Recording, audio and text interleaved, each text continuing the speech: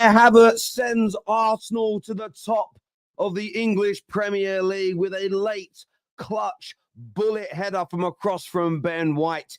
It was an enthralling game of football with ups and downs, trials and tribulations. But Arsenal go top, 8 wins on the bounce. Kai Havertz scoring 4 games on the bounce. He never did that in the Premier League as a Chelsea player. And there are a lot of hurt people right now. There are a lot of destroyed narratives. There are a lot of people saying, were we wrong about the signing of this man? Winning goals in title runs, clutch moments. He may not pass the eye test. He may not be your or my or anybody's cup of tea, but he was purchased to win games. He was bought in to help make Arsenal champions of England. And that's the second time, I think, maybe in the third time, he's got a winner. Not his first big and important goal for Arsenal. And what a moment to step up. What a moment to come alive. What a moment to really stand up and be delivered as an Arsenal player, a Premier League player, a £65 million player. Now, Arsenal, it was an interesting game for you today. Arsenal were the better team by a country mile. Arsenal were cruising in that first half. I thought it was fairly simplistic for them. However, a really poor moment from Aaron Ramsdale, one that was actually predicted by Don Hussam on Straight Facts yesterday, gifts Brentford a route back into this game, and it knocked Arsenal. Arsenal were playing hard. They were moving the ball well, but it knocked Arsenal. There was just an element of their killer edge had gone, their killer instinct had gone. They'd been dulled. They'd been just a little edge was taken away. They lost the eye of the tiger. And Brentford suddenly had belief. Ivan Toney takes a shot from distance. What a save that was by Ramsdale. There was a header, I think, from Collins late in the game. Ramsdale comes up trumps again. And you're sitting there and thinking, wow, is that mistake that so many rivals predicted, so many rivals hoped for, is it going to scupper Arsenal? Are Arsenal going to drop the points? Are they going to be ridiculed? Will they be called bottle jobs again? Not on your Nelly. I've been telling you about this Arsenal team now for the best part of 2 years. They're different. They're a different animal. Yes, they'll drop points from time to time, but more often than not, they're going to win their games. And of course, this wasn't as relaxed and as entertaining probably for Gooners as the Sheffield United games, the West Ham games. This was far more nerve-wracking, far more nail-biting, but in so many ways, much more rewarding. The euphoria, the confidence, the mentality to persevere through some real adversity in this game is needed. Not every game was going to be 4-5-6-0. There'll be some Gooners, there'll be some rivals that will say, well, didn't score 4 or 5 goals. It's not that good a performance. You have to do it late on. That's what title winners do. We praise City for it. We praise Liverpool for it. We should be praising Arsenal for it as well. But from my perspective, look, I think it was a good performance from Arsenal. I wouldn't say it was amazing.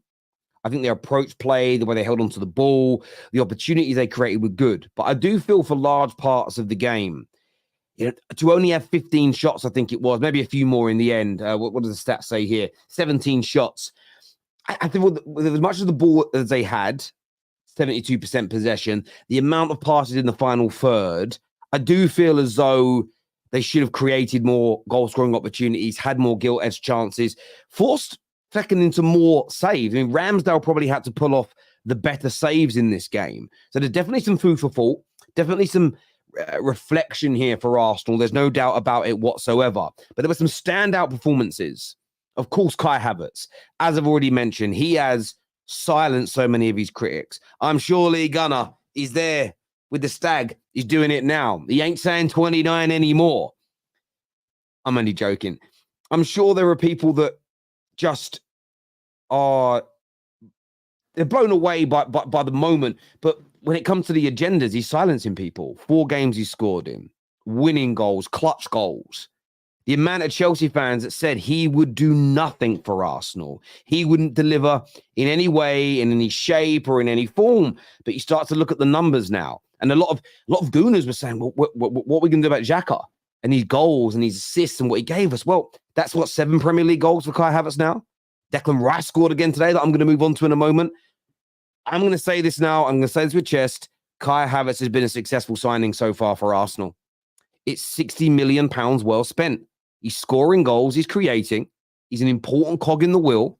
This notion and lie that was told at the beginning of the campaign that the football slowed down because of Kai Havertz. Arsenal are playing slower football because of Kai Havertz. They're accommodating him. No, everybody that said that is wrong. And everybody that said what I did, or a variation of what I said around, this was Arsenal tapering themselves. This was Arsenal keeping something back, holding something in reserve for this title race. Kai Havertz has been a success. Now, the most successful signing of the season, not just for Arsenal, but in the Premier League, potentially the whole of Europe. The only person that I think genuinely competes with him is Jude Bellingham. And that's Declan Rice. Declan Rice, in my opinion, has not dropped a stinker all year.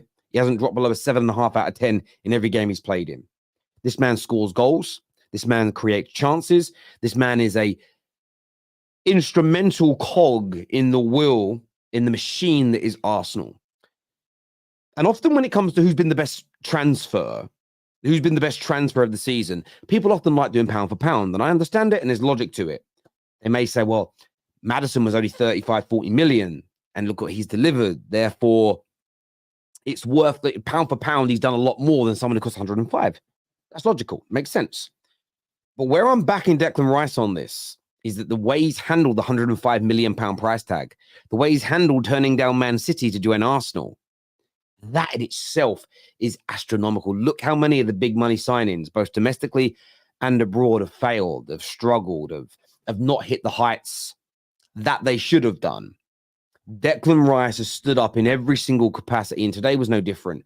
Whether it was his corner taking, winning the ball back in the middle, commanding that midfield. He's gone from the 6 role and holding the midfield to being an 8.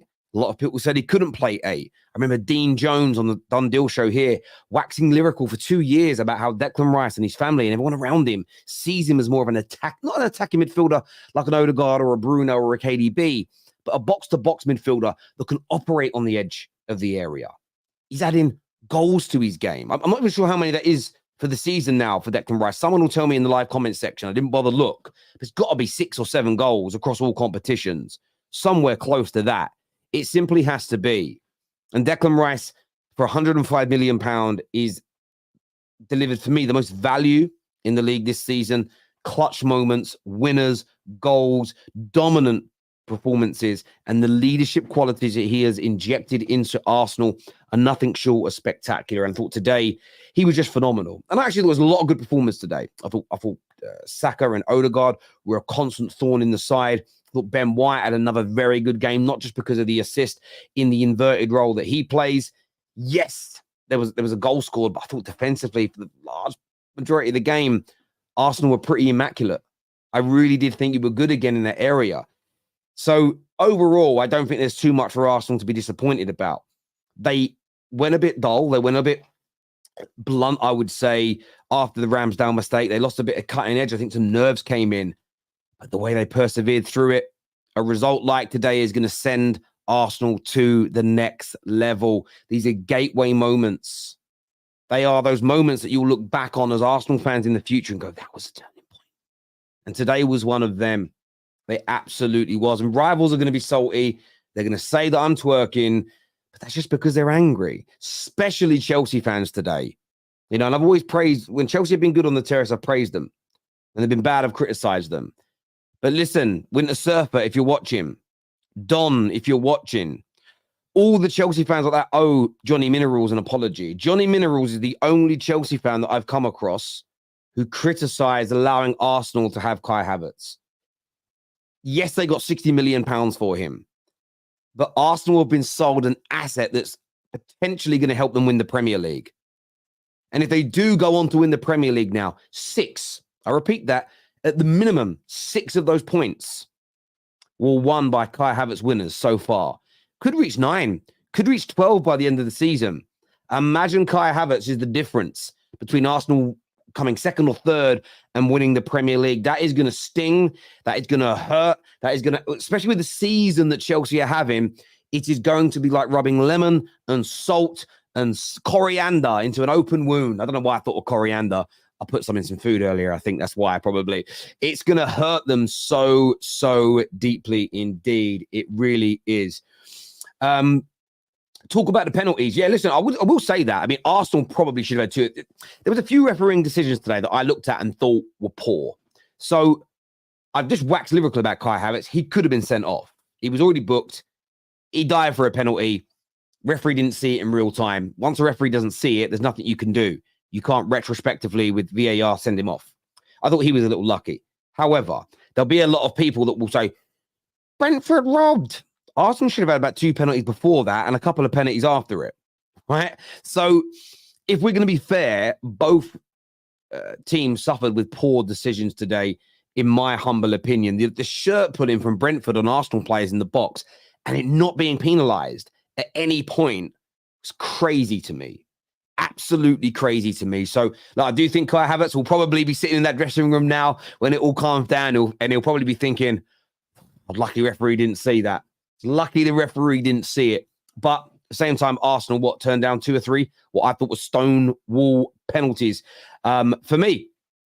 So, yeah, that's my thoughts on those refereeing decisions. Again, rivals probably won't like it because I'm not saying that Arsenal cheated. But even if Arsenal got lucky, it's not Arsenal cheating. It's the referee making the mistake. And it's not as if Arsenal haven't suffered this year a few of those things either. Let's go to some of your super chats before my panel comes out today, but hit the like button. Make sure you subscribe to me. I'm going to end my opening monologue by saying this. This Arsenal team is not just in the title race. Their chances of winning it are equally as good as Man City's and still slightly, depending on tomorrow's result. If there's a draw tomorrow, I think Arsenal might win this league. Liverpool win, they're my marginal favourites. If it's a draw tomorrow, I think Arsenal become the favourites from this point because Arsenal will, in my humble opinion, next week beat Manchester City that are going to come out all guns blazing. The counter-attack's going to kill them. It's going to be AJ-style counter-attack. 1-2. That's what's going to happen, in my opinion. Do me a favour, people. Hit the like button if you haven't done so already. 8,000 people tuning in live, which is just absolutely phenomenal. I want to shout out my brand new channel that I'm launching, though. Football channel called The Squad. Scan the QR code you can see on my screen or click on the pinned comment in the link in the pinned comment section or in the description below. Go and check out The Squad. Please, I know a lot of you have gone over there and checked it out. Thousands of you, I can tell, because the QR code's been scanned. But subscribe. You don't want to miss the content when it starts to drop. Let's go to these super chats now. I'm just going to timestamp when the super chat section started. Georgie and Havertz, man of the match. Thank you, Chelsea, is what. And I forgot about that. 2 Chelsea midfield players potentially helping Arsenal become champions of England again. Oh, the pain. Havertz should have been sent off. Brentford robbed. Fair point, Matter. I want to get your opinion on the 3 or 4 Arsenal penalties they didn't receive, especially the one on Gabriel when he had his shirt dragged. That was crazy for me. Kai Havertz sends us top twice. Come on, you gooners, is what Herman says here. Havertz dive, yet not a second yellow. It's because the referee, the referee didn't see it as a dive. That's what happened. I swear a corner was given. The referee felt it was a tackle and didn't see it as a dive. I think Kai Havertz got lucky there. But they weren't robbed, Brentford. King Kai, he has changed my mind. # respect. Big up you, AJ. You're a real man. Back-to-back Kai Havertz goals versus Brentford. Oh, gee, was it the same time? 86 minutes as well. Wow. And they say history repeats itself. Proof in that pudding. It's the exact match we needed. A defensively tough opponent to prepare for Porto and Man City. It's a great point, Connor, in terms of you don't want it getting too easy. Maybe this is a really good game to just ensure complacency doesn't set in. It's a really, really good point. We have won all the games we normally lose. It's ours, is what Guna Carlos says here. Chelsea tie, Havertz, and J20 are worth every penny. That's a done, isn't it? Havertz hasn't won anything yet. Slow your roll. He hasn't. But I think he's definitely shutting people up and changing narratives. Rice GA in the Premier League 6, 12. There we go. I thought it'd be something along those lines. Second yellow for a dive, but a drop ball. Everyone cries.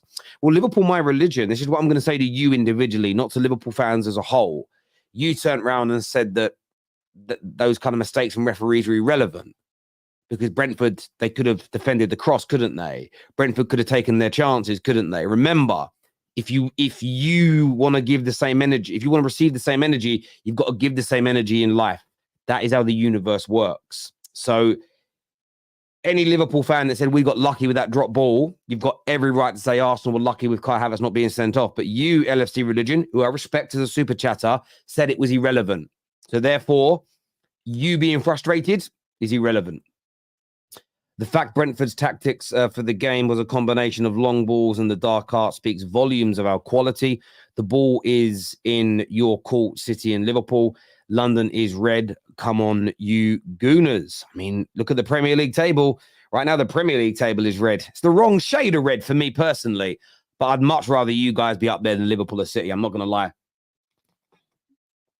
Because they're my number 1 and number 2 rivals. You guys are like my Prem rivals, but there's a lot riding on it for me. Plus, that Kai Havertz winner, I'm going to admit this, won me £1,200 on a bet. So I'm very, very happy. I had a little treble on today with Dortmund to win, Inter to win, Arsenal to win. And the result was 1,200. And when that Kai Havertz goal went in, I just cashed out. And I could have waited another like 10 minutes and got like an extra £200. But no. So thank you, Kai Havertz. 1,200 smackaroonies in my old back pocket. Cash on the hip. Irons here says 2 ungiven penalties. Awful ref. I agree. Man like Luke Skywalker here. It says, come on, you gooners. Love from Alabama. Jorginho bargain buy. Listen, it was another player that I wanted Man United to sign. I love Jorginho. I love how he plays. I love what he does. Jealous that Arsenal have got him. Tierney is a menace to football. He was a ref on VAR. All right, yeah, of course he was. Same guy. Narrative on Havertz is over-exaggerated. Arsenal hate. Fiaz. Every team to win the first 8 games of the calendar year went on to win the league title. It was nervy, but a good prep for Porto. More lying. Thank you, Constantine. I appreciate the super chat.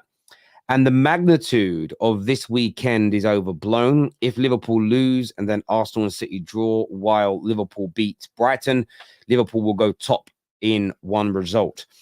I would say this. I don't think it's overblown in terms of City.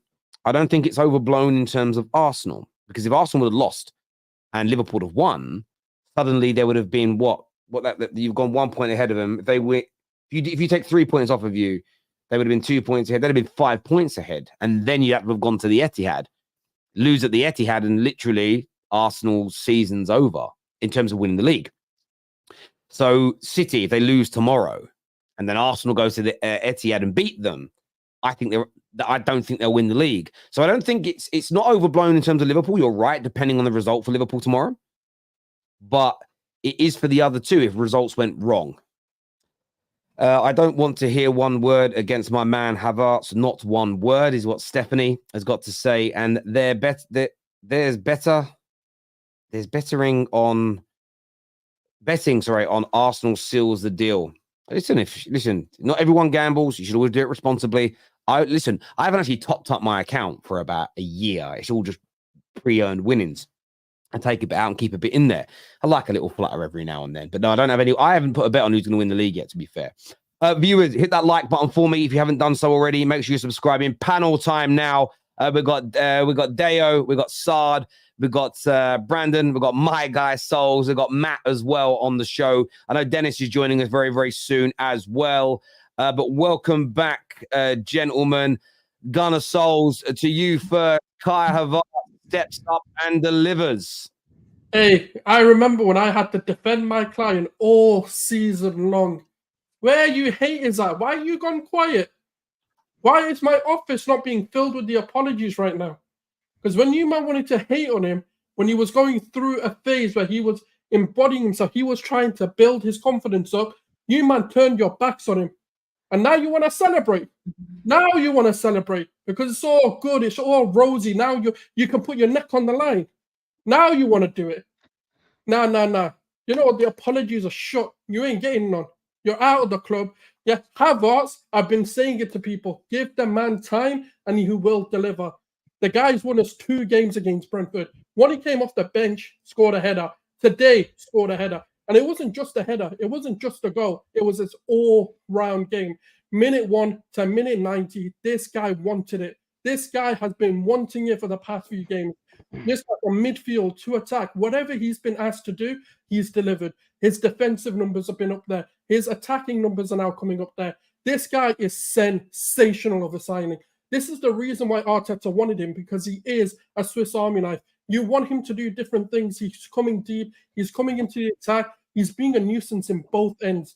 Now he's starting to drive with the ball. He's starting to make those forward passes. He's starting to make that attack really click. And that was always going to take time because he's in a new environment. The only player he knew was Jorginho. He came into a whole new setup, a whole new tactic, a whole new system.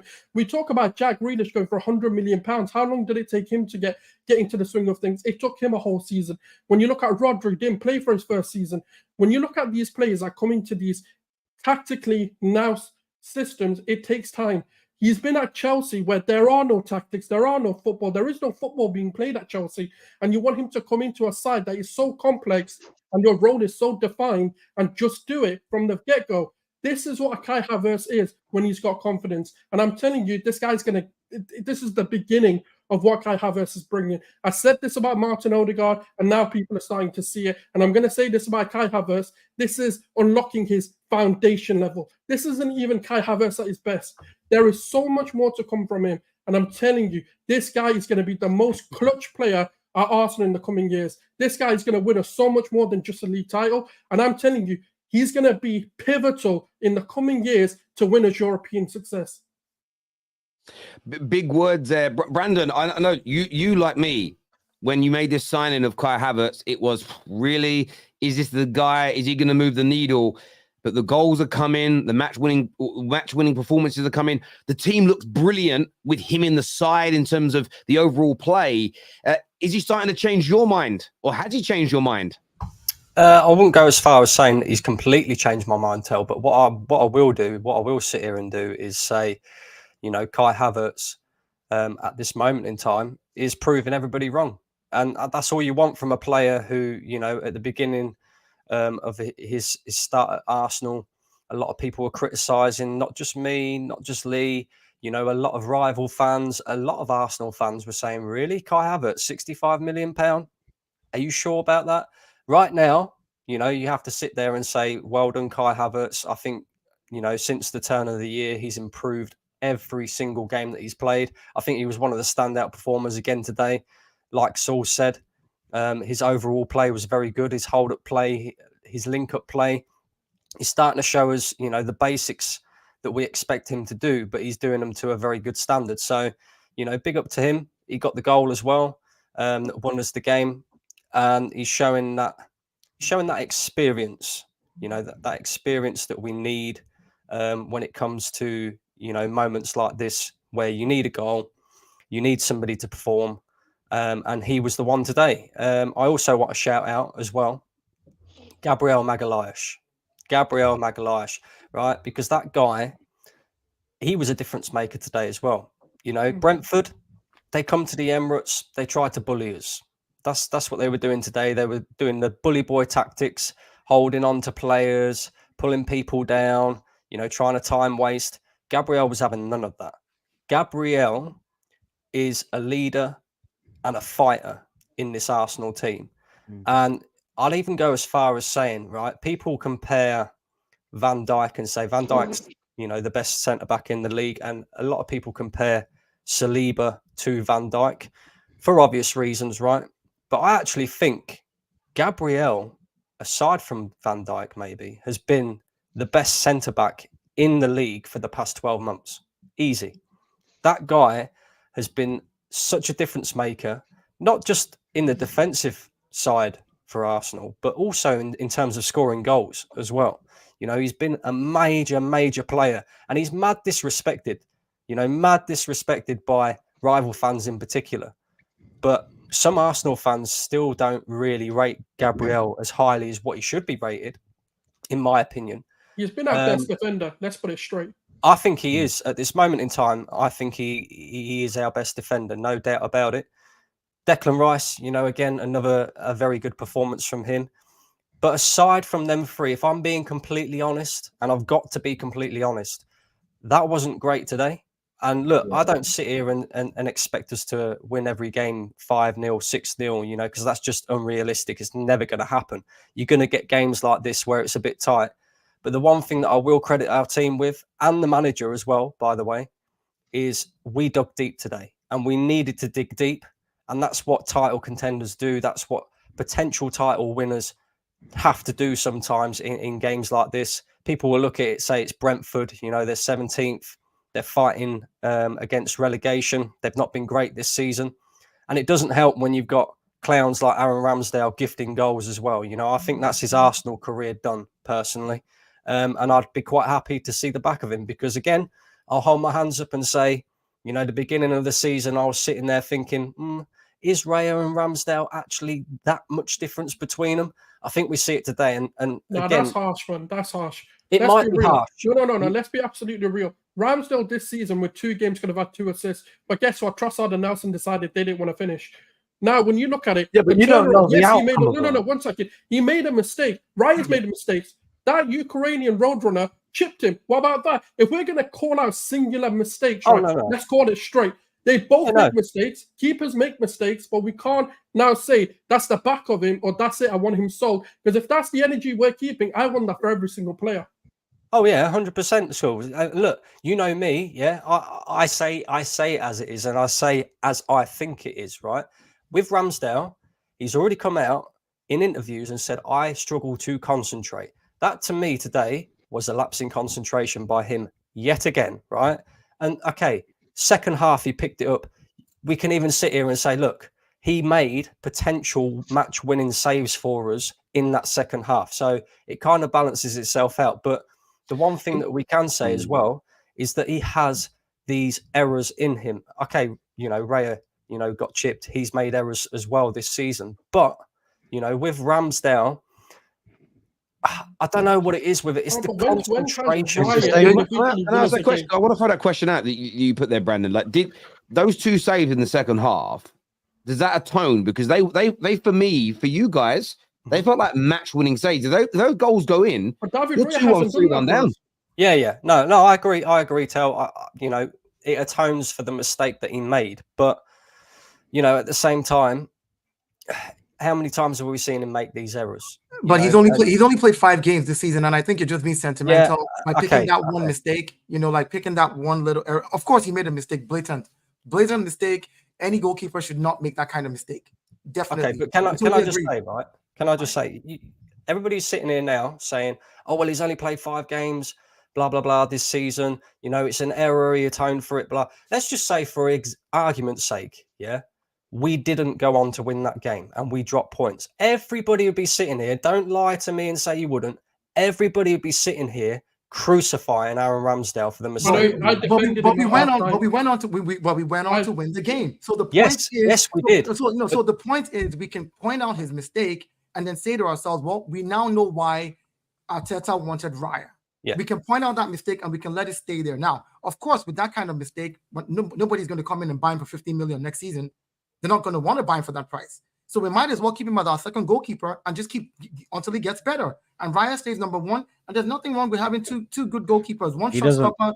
Yeah, I'm just saying, even if he doesn't want to stay, who's going to pay the value? He just got a new contract. Who's going to pay the value of that? Nobody's going to come in and say, oh, give me Ramsdale for 15 million. Well, maybe Todd Bowley, he's that stupid. You know, he might come in and do it, you know, but who's going to do that? So my point is, and he's a young keeper as well. Like no excuses. No excuses. What was the idea of the Can I just give one thing? Can I just say one thing? Because Sulz, I know you said David Raya has made mistakes and this and that. David Raya making mistakes, you can accept that a bit more. than Ramsdale. And I'll tell you why. I'll tell you the reason why. Ramsdale played with this back four last season for a whole season. Raya's just coming into this back four. He has to generate a relationship with them. He has to build a connection with them and understand their play styles, how they make runs, how they track the runs of the attackers. Yeah, where they move on the pitch.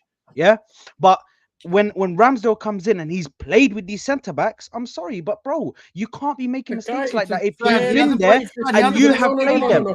This is taking us back to exactly the same situations last season against Southampton, where bro, he did exactly against Liverpool. He practically kept us in the game. When has David Raya kept us in the game? And look at Jelano, for example. Let's take it recent then. Yeah, what about that? So you should have saved that.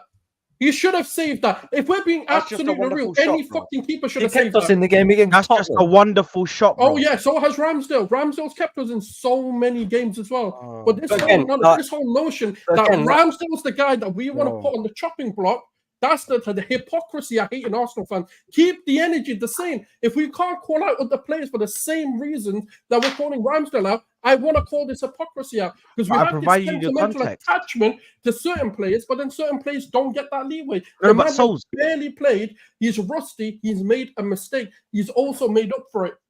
That's the difference. Yeah, but again, like I said originally, I don't think there's too much difference between the two of them. I agree more with what Saad was saying there, where Ramsdale's got the experience with the back four. He played a whole season for it, so it's kind of a little bit more. And again, like I said, if we didn't come back, if we didn't win the game, we'd all be sitting there crucifying. Don't, pretend that you wouldn't be, because we would, right?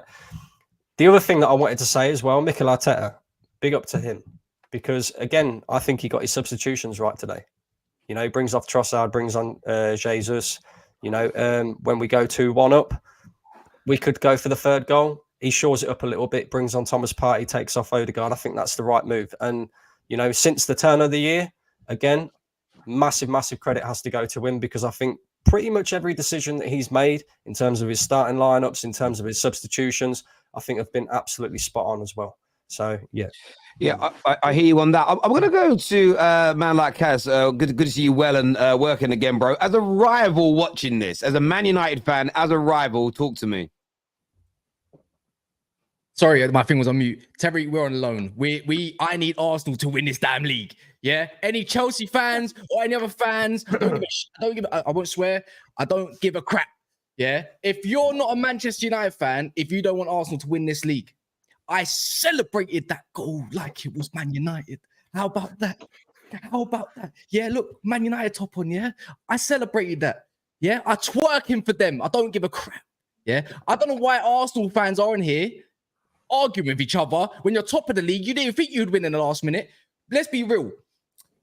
A last-minute winner like that is much more enjoyable than a 5-0 battering at halftime. Oh, yeah, let's be real. Unless it's going to be against a rival. Let's be real. That is, see, I remember going to Old Trafford last year and getting stuff like that. I don't care. I hate Liverpool with passion. I'd rather City do a 4-peat, right? But I'd rather you boys go and do it. You don't need to be happy in here. Why are you up in here arguing over Ramsdale? Yes, he made a mistake and he made some good saves. It's his first game in forever, right? Raya is definitely the better goalkeeper, more suited to the way you play. Stop arguing with each other. Yeah, big up yourselves though, man. Be happy, smile, man. By the way, Kaz. Yeah, go on. I celebrated a goal as well. Terry. By the way, Terry, you're pioneering this game, yeah. So you use the word scary and stuff like that. I like to make jokes with that and stuff like that. You should come on in and just say it. Just say it. Arsenal are frightening. How about that? Let's copyright the word. Yeah, you guys are doing bits. I'm being shameless once with a team that's scary. So are you both on the same page? Yeah, the next time, on the United game. Are you dropping that game? Are you wanting you to lose that game? On a real level, let's just paint the picture. If you win, you win the league and you stop a 4-peat, I'd take the loss to you. Yes, because it's not going to really change the course of our season. I wouldn't have thought. Maybe if we find out by then that we're getting an amazing manager and we need the points to make the Champions League, my mind could be different because my season the next year is more important. But I don't think we will be in that circumstance. If it stops City doing a 4-peat, which I don't believe I will ever see my club do. Why? Because it'd be the first 4P ever in 140 years. I would take the defeat to ensure that one of my biggest rivals, who I see as a bigger rival than you, doesn't have a record or an achievement that I don't think my club can get to. Now, a lot of Man United fans may say, oh, that's crazy. No, I genuinely think that's far. I'm not sure who said it. I can just mute Igal or block him for a month, innit? Like, that's not bothering me. I've already done it. Yeah, like, I can't see City do it. I don't want Liverpool to win it either. I want Klopp to leave crying, bruv. So, yeah, 100%. I'm shameless like that. Dennis, can I ask you a question? If we win the league, yeah, will you wear an Arsenal shirt for a stream? Don't take the piss. I wouldn't do that. Never, ever. I'd only do that for charity. I wouldn't. Like, on a level, yeah, I wouldn't do it. Like, someone said, would you go to the parade? Like, no, I won't even watch you lift. I wouldn't even watch you lift the trophy. Like, it's not. No, we'll bring you along. Brandon, come. Let's tag team him. Just drag him out. Let's go. Dennis, what did you make of today, my friend? Well, I think most of all, Ramsdale needs to give Havertz a big hug, man, in the dressing room. A big hug. I know everyone's been saying about Ramsdale. To be fair, I deleted Twitter. I got off the toxicity, but I assume a lot of toxic hate was going towards Ramsdale. That's his nature, guys. Like, we've seen it from last season. He's an erratic goalkeeper. That's why Arteta got rid of him. Same reason he got rid of Emi Martinez. These goalkeepers do not fit the style of Arteta. He wants a more controlled player, and Raya's like that. Now, you might say Ramsdale's better. Some might say Raya's better. The truth is, Ramsdale does not fit this style of Arsenal. That's just how it is. And he made a mistake today. He made a bad mistake. It's one of those things. It happens in football. Now, it doesn't matter because next game, Raya's in goal. And it doesn't matter because we won the game. It could have mattered. Of course, it could have. But for me, I agree with Kaz. I was going to say exactly the same thing. This win for me was more important than the last 3 wins combined. Because those wins were done at half time. This is metal. This is when the legs get tired, when the mind gets tired, persevering and finding a way to get the ball in the back of the net. Because I thought we actually started well in that second half. We had the intensity, we were getting corners. Normally Arsenal grow into the game at times. I feel like apart from our last few games, normally we grow into games. But from the start of the second half, as soon as that game went to 1-1, we were on them. Corner after set piece, going for them. And it felt like it was building. Then it stopped building. And then out of nowhere, brilliant goal from Havertz. Great cross from Ben White as well. 2 fantastic assists today. Man the match for me. And we found a way to get that win. And that is huge because top of the table now. We watch the game tomorrow. All the chaos unfold on Super Sunday tomorrow. But our job is done. Massive 3 points. Delighted overall. And like I said, yeah, if you need to find a way to win the title, games like this are what matters. It doesn't matter if it's Man City or Brentford. It's all 3 points. It's all 3 points overall. What is going on? Your face? I was freaking out looking at you. I thought you're on mute, brother. I was sitting here. Honestly, I'm still here. It's me. I'm live. I know. I'm not gonna lie because it was in little. I thought I was having an episode. I was about to call an ambulance. I thought I was dying. Bro, talk to me. Okay, yeah. Let's talk about the victory from Arsenal today. You know, what are you guys talking about? Me, I'm happy. I don't even care. Like, win or 3 points in the bag. All this, Ramsdale could have or did not, or would not, or did not, or, you know, it doesn't work for me because, look, the honest truth is, at the end of the day, we have 3 points in the bag. I don't live by what ifs. Like, I don't do the what ifs or what if, because there's a million ifs. It is what happened. What happened was the game started. We played well. Rice scored a goal. Ramsdale made a mistake. Rice dropped the ball. Arsenal had chances, missed them, and 60 million down the drain, put the second goal in. And we saw it out. 3 points in the bag, on to the next thing. Ramsdale, the same Ramsdale we're trying to criticize, is the Ramsdale that got us into the Champions League this year. As erratic as he was last year, that's the guy we're now trying to put on the chopping block. Look, let's just be here and celebrate. That's what I came here to do.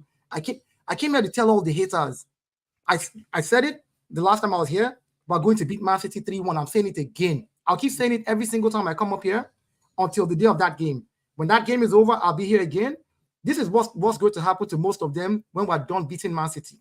All of them are literally, after we're done beating Man City, going to be doing this. They are going to be crying. All of you are going to be crying. For Arsenal's victory, you are going to be crying. Oh, the faces are going to be like this. You're going to cry tears, horrible tears. I'm telling you. So don't mess with us, man. We're on the up and up and up, and that's it. That's all I care about, the 3 points. We're getting it done. The boys are working hard. You know, They're doing it last minute. They're doing it, first half in other games. However they get it done, they're getting it done. Yeah. So there's really no need for us to complain. That's my thing. Listen, I agree with Kaz said it as well. I get like bickering. Save that for Monday's top 6 show or something. Right now, every Arsenal fan worth his salt should just be celebrating. If you drink. If you don't matter. Eat, whatever it is. Go smoke some shisha. I don't care what you do. You should be celebrating right now. Top of the league when everyone wrote you off. More goals at this stage of the season than any other time in your club's history. And this is on the backdrop of your detractors telling you for 7 months you need a prolific goal scorer to be anywhere near a title race. Most goals at this stage of a season in your club's history. There is no reason to not be happy now as an Arsenal fan. Any Arsenal fan who is not smiling from ear to ear, and I don't mean your ears, the ear is in H-E, here. Sorry, I'm a Cockney. Ear to ear, I think you're an imposter. Nath. I see Nath smiling. Nath is smiling. Talk to me about today, brother. Yeah, that's a big result, man. It's a big result. I know we've been accustomed to, smashing teams over the last few weeks, but, that's an unrealistic expectation to have to kind of walk into every game and just demolish teams, right? There's gonna be moments of adversity. There's gonna be moments where players fuck up, and you're gonna have to deal with that. And it was one of those games where Ramsdale's come in and he's had a howler, and it's the reason why he's been replaced. I know there's infighting amongst the fan base and whatnot, but the reality is next season he ain't even going to be there. So, and he's not really going to contribute much to the remainder of the season. So, considering that we've got the 3 points and we've and Havertz came up clutch, we just have to take that as it is what it is, and we move forward. I mean, I don't think it's the time to complain. Like as I mentioned earlier, this is expected to happen. And I thought today, walking into it, I was quite confident because when you look at Brentford's injuries, their back four is completely depleted. Their back line, is completely depleted. So I was expecting, a few goals, but it didn't ride that way, man. And we struggled at times to break them down. They made it nasty. I think I read a little stat about how the ball was only in play for half the game. So it reminded me a bit of Porto, the first game against Porto, about how kind of start-stop it was and how they tried to neutralize our game. But at the end of the day, man, we kept playing football, we kept doing things the right way. I think I can't remember his name. The guy spoke before me mentioned about how we were kind of sustaining attack after attack in that second half, and we just looked on it. And again, it's that that pressure burst pipes, and that's how you have to do sometimes. It's what Man City do. They wrap their hands around your throats and just slowly, take the life out of you. And that's how you've got to do to these small teams. You've got to pressure them and make them wilt under your pressure. And for me, it was just there was a bit more of a maturity show this season in this game. I don't think we lost our way of play. Come the last 10 minutes of the game, we were still trying to move the ball, continue with our patterns and whatnot.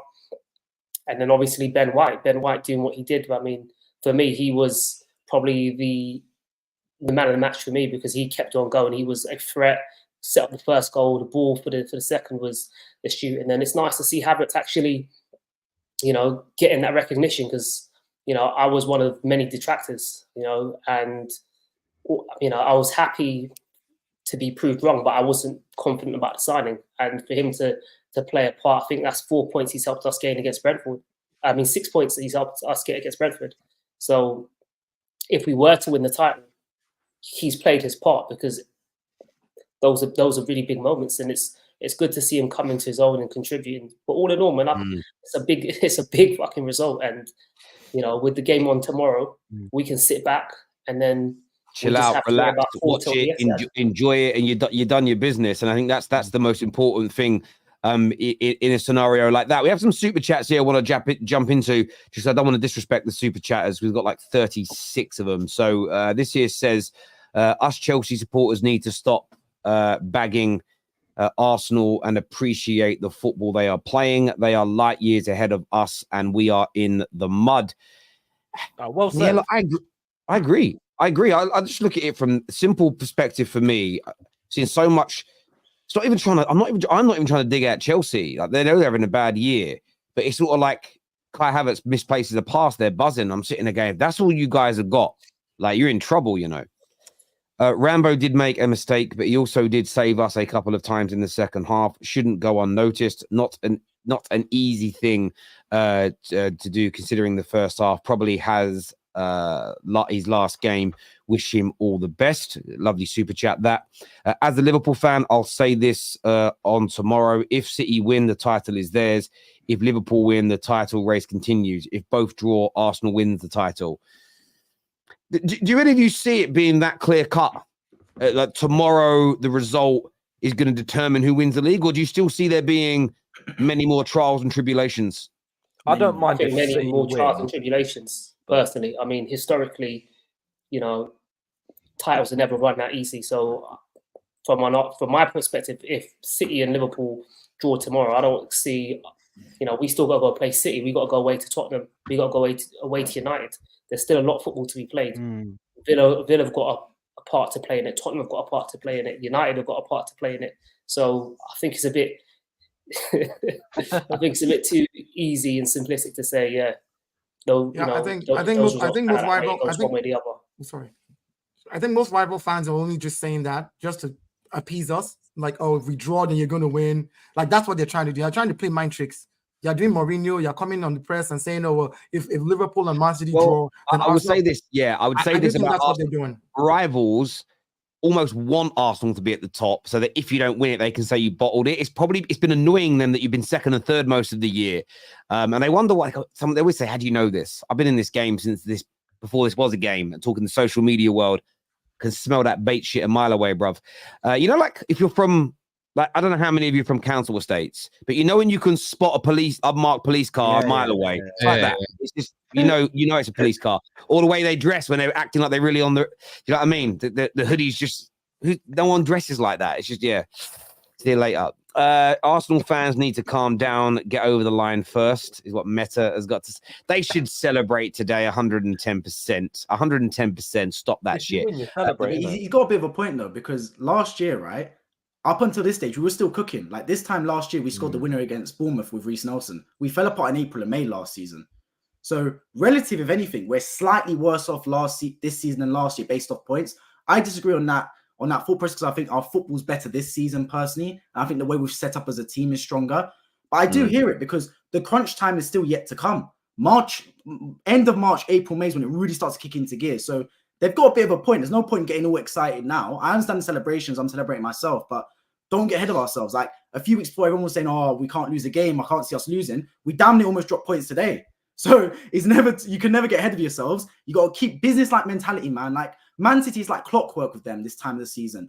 Go in, get the 3 points, leave. 3 points, leave. James Bond type of vibe. You know, just cool, calm, and collected. Last year, we were a bit like Mr. Bean, John English. We were just like scraping about, trying to get points, a bit haphazard at times. I want us to be a bit more just like we were in our previous games. Just go in, get the job done, leave. No one's overreacting. No one's underreacting. Just keeping it going like clockwork. And then by the end of the season, hopefully we collect that big trophy after 20 years, man. Big trophy for us.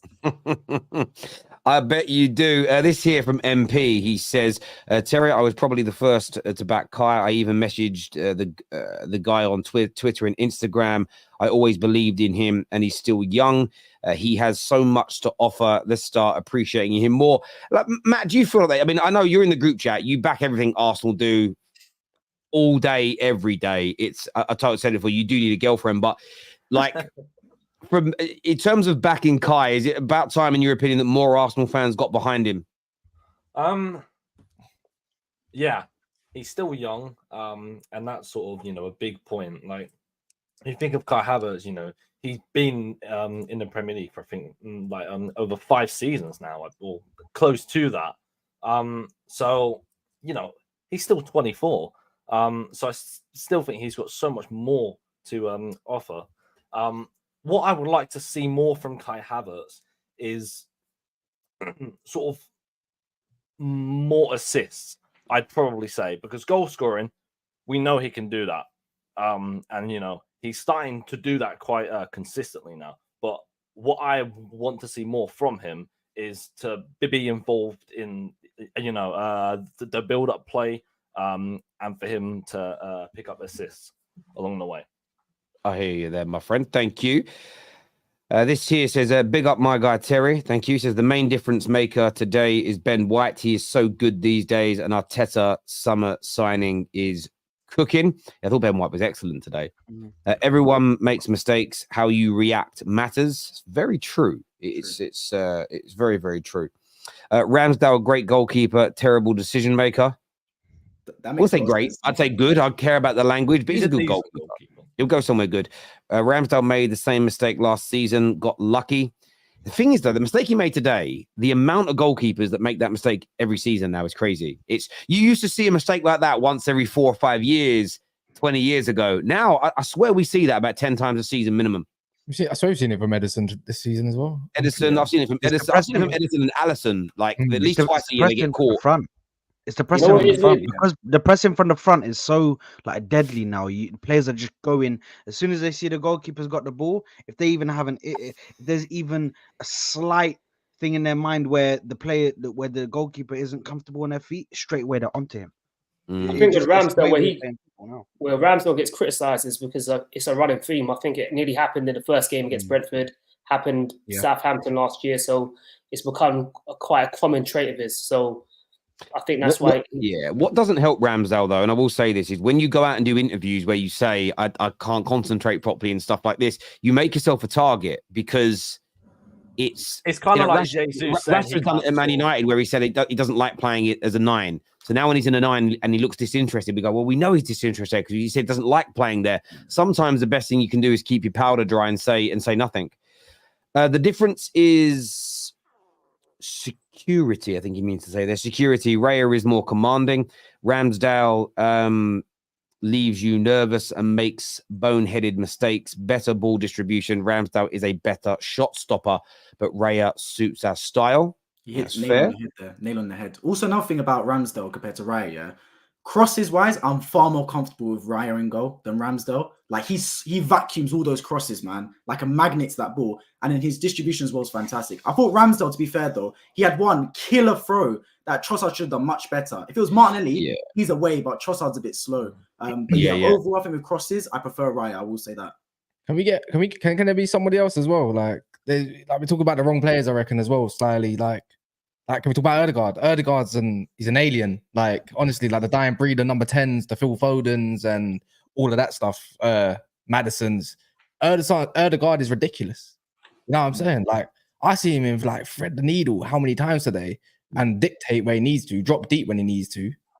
I mean, like, don't get me wrong. Ramsdale made a mistake. That's great, but there's certain players on the pitch that I thought just need flowers. Like, and he's one of them. I think Odegaard needs flowers. Has anyone even talked about Declan Rice yet? About how influential he's been doing this Shaka role? No, I ain't heard Rice is like he's become the norm. You know what I'm saying? Like, you're looking like a bargain right now. You know what I'm saying, and you can see. I said it at the top. I said it at my bit at the top of the show about Declan Rice. I said, and I'll say it again for anyone who weren't tuning in at that stage. Declan Rice is the signing of the season at £105 million. He's a bargain. He's not dropped a performance below a 7.5 out of 10 all season. Controls the midfield. He defends brilliantly. He crosses. He creates. He scores goals.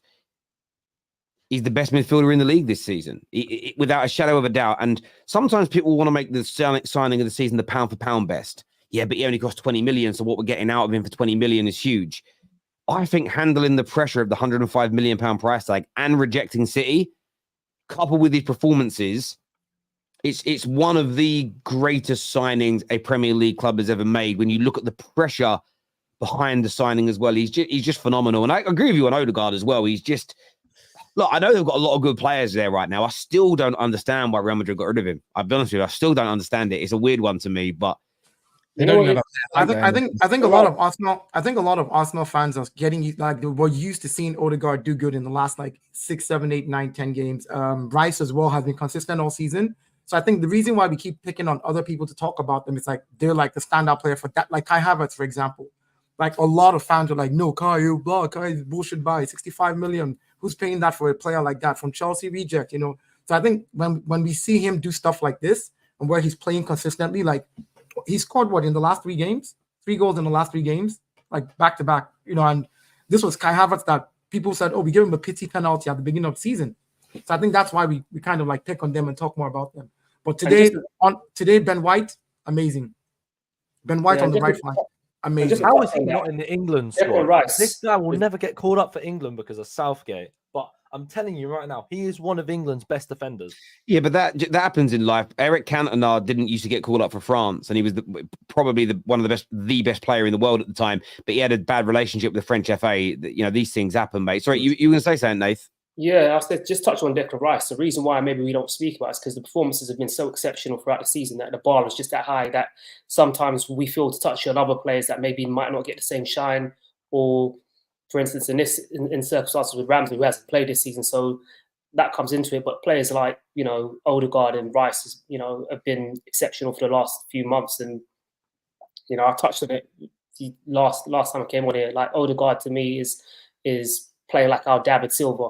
He's beautiful to watch. He's elegant. He's more of a magician. He's a player that is as a dying breed, and and the type of player that you want to pay money to watch. And he's found his position. He's a little bit deeper. He's not playing in the final thirds as much. He dictates control. He moves into the final third, and he combines, shoots, plays passes, through the eye of the needle. He's got it all, and it's nice just to see that development. I mean, he was a failed wonder kid at one stage. Many people thought he was just, another Freddie Adu, or one of those players that had all that hype as a 16-year-old, but it never materialized into anything. So it's nice to see that he's actually, amounting to become a real kind of special player.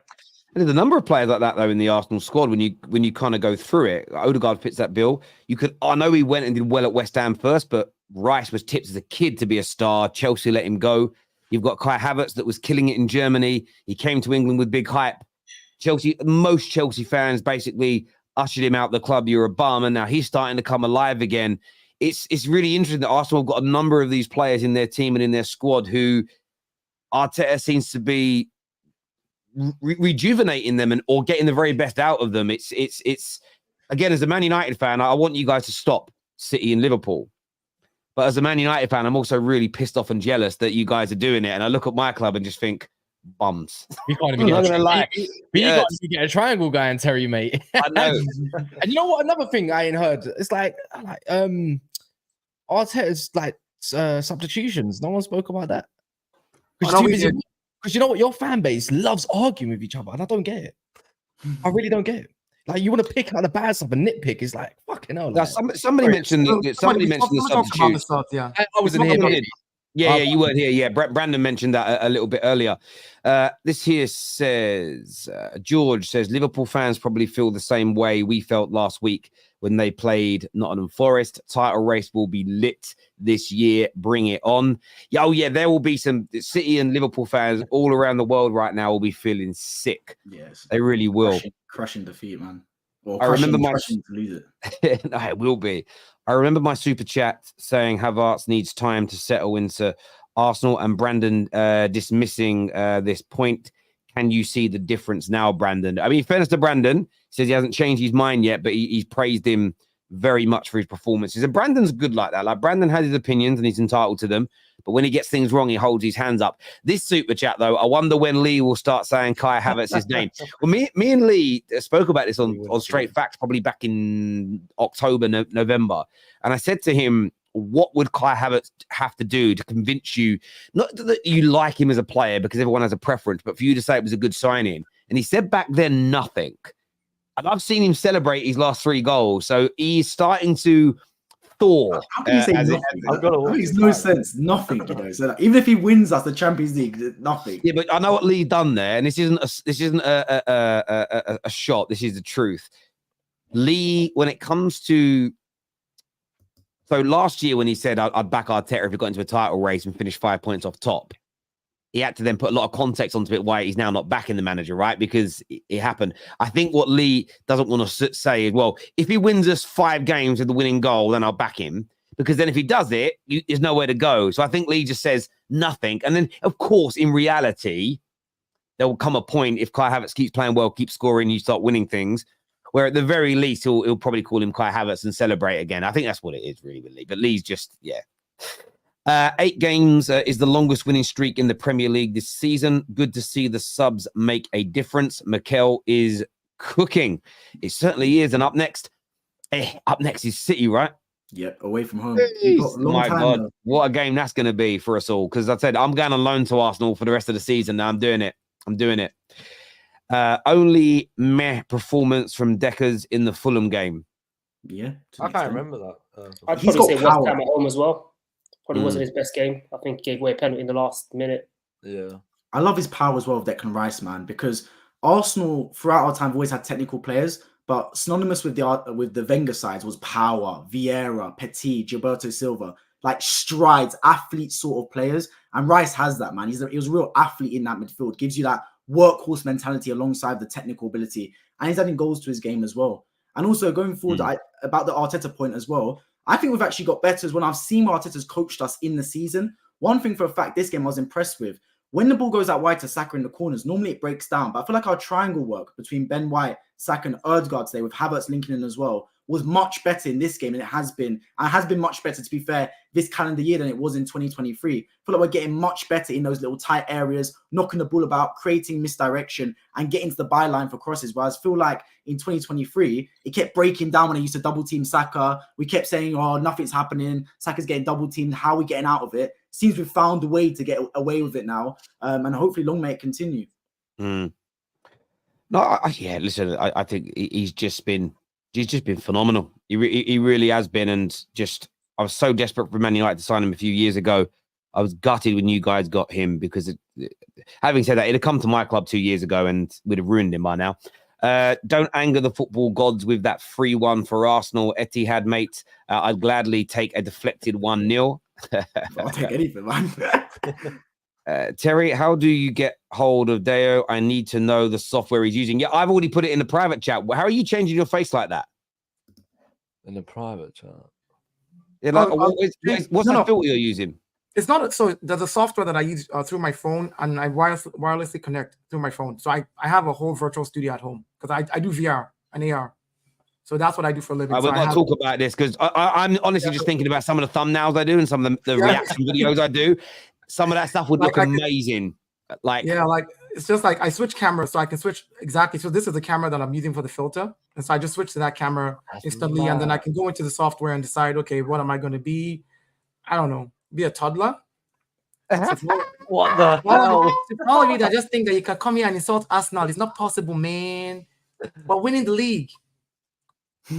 What else you got? Shout another one. I'm so impressed. Let me see. I could go in and go from toddler to make yourself a woman. Be a woman. Oh no, that is just anime face. I build out I don't have a woman's face because I build out the filters here, so I can build out. Okay. I can build out like cartoon 3D, for example. This is my 3D cartoon face. That's so good. I can do like Pixar animation. I can become a Hamza. You know, I can, so I can just become an old man, totally an old man. I love it, mate. That is absolutely. You've done that yourself. That's absolute. I love seeing I love seeing a good bit of talent, mate. That's quality. I love that. This here says, I hope I never see Ramsdale again. Proved Raya is way better than him, is what Ruder Boy says here. Put respect on Ben White's name. He saved us with his crosses. He did brilliantly. Now I have worked out how to write a super chat. King Kai takes us top, and the shit at the lane will never will win. F all again. Up the Arsenal. Thank you, Kate. Brandon, why can't you live life always assuming the worst and then choosing to live that reality? There are about an infinite amount of what ifs. I do get that to a degree, and I sort of sometimes feel with football fans nowadays, some people live in a really negative space until it's positive, where I kind of prefer to live in a positive space until it goes wrong. But that's just maybe my outlook on life. I just think some people I'm always going to prepare for the worst, if that makes sense. You know, imagine you walk down the street like that, right? You could get mugged. Imagine walking down the street and everything you do is like looking out because you might get mugged. Like that. Imagine living. That's how these football fans live. Do you know what I'm saying? Imagine driving a car and thinking every second, I might crash and die. I might crash and die. You'd kill yourself. You'd literally go mental. So smile a little bit, people. Yeah, it's funny. When you're an Arsenal fan at 21 years old, you've only seen the bad stuff, man. True. I At get least it. if it's my dad or something like that they've seen the good times. Me, I've just seen a few FA Cups, which I know for a lot. I don't want to complain, for a lot of clubs that's good, but for clubs like Arsenal, but for the size of our clubs, do you know what's interesting? I hate what Man United are in right now, and I want us to get back to winning. But I do think if we get back to winning, I will appreciate it and enjoy it maybe even more so than I weren't born into it the first 4 or 5 years. Like watching football, United weren't very good. I'm born in the mid-80s, right? So I started watching football when we weren't winning, but I was so used to it. I become a bit bloated, a little bit gluttonous, a little bit comfortable with the winning. And, having a decade where we have won trophies and so much more than most other clubs do. But to get back to those top days, you've got to enjoy it and you've got to just live like every moment. And, that's why I see some Arsenal fans that I've come across that I'm not going to celebrate until we actually win it. But you're going to look back and reflect on your season and go, I literally spent a year unhappy until the final day. That's crazy outlook for me. No doubt Ramsdale is the top goalie. The fact that he plays a game this season is not on him. Thank you, MP. This Havertz signing is looking better and better as it stands. A statement that annoyed that everyone coming to Arsenal will not flop, they'll thrive. It's a really good point. Brandon and his negative fans in the mud again. Ramsdale made a mistake and made up for it. Move on and support your damn team. Vibes here says, I think pressure was mentally affecting Arsenal today. They should focus on just win, not trying to blow teams away. I don't know about that one, to be honest, because I do think that going into the game, we played well. We just had an error, and the error happened. Same thing happened against Liverpool. Yeah. And we, if anything, I think the pressure and mentality that we showed was better today. In fact, we were able to come back from a 1-1 adversity, overcome that, because you don't grow when things go well. You grow when things go bad, and you overcome the adversity. That's in every walk of life. And I think we showed that today. So if anything, I think we proved that more. No, I agree. I think you were playing. You would have been worthy of a 2 or 3-0 lead at half time, and then that goal happened. And I think you came out in the second half, and it just blunted you a little bit because that pressure came on, and suddenly Brentford believed, and it was really good that you fought through that.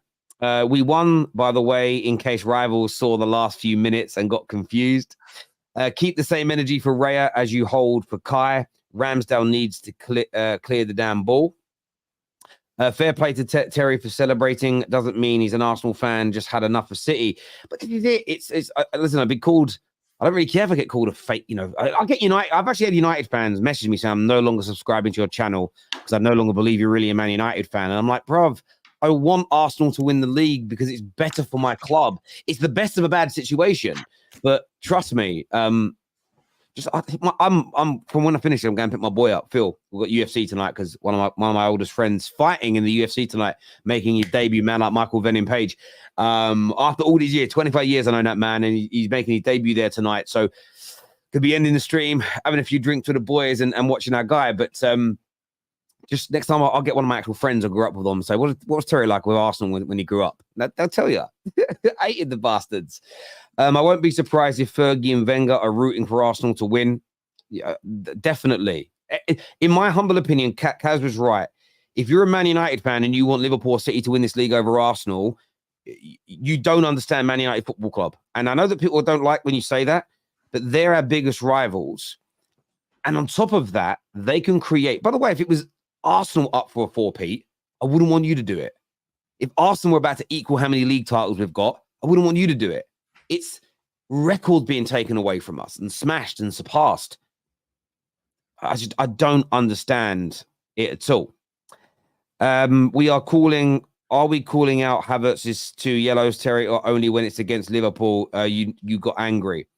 So I've spoke about it earlier on in the show, Andrew. You'd have to go back and watch it, my friend. I said that Kai Havertz was lucky that the referee didn't see it as a dive because he weren't touched and he went down. But VAR can't get involved at that point to retrospect. So VAR hasn't made a mistake. VAR can't do anything.